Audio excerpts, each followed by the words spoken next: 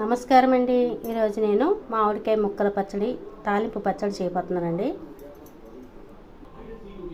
సన్నగా కోసుకున్నానండి, చిన్న చిన్న ముక్కలుగాను. తోలుతోనే ఉంటుంది, తోలుతోనే కోసి పెట్టుకున్నాను. ఇప్పుడు 2 స్పూన్లు కారం, కొంచెంగా పసుపు,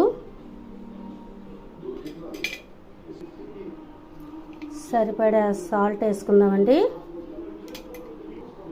వీటన్నిటిని బాగా కలిపి పెట్టేసుకుందామండి. పచ్చడి తాలింపుకి ఆవాలు, బద్దపప్పు వేసానండి. ఎల్జీ ఇంగు వేసుకుందాము. ఈ తాలింపుకి ఇంగువ ఎక్కువ వేసుకోవాలండి. మనం తాలింపు పెట్టిన నూనె వేసుకుందాము. చల్లారిన తర్వాతే వేసుకోవాలండి. అది నువ్వుల నూనెలోనే మనం తాలింపు పెట్టుకుంటే చాలా బాగుంటుందండి. లైక్, షేర్, సబ్స్క్రైబ్ చేయండి.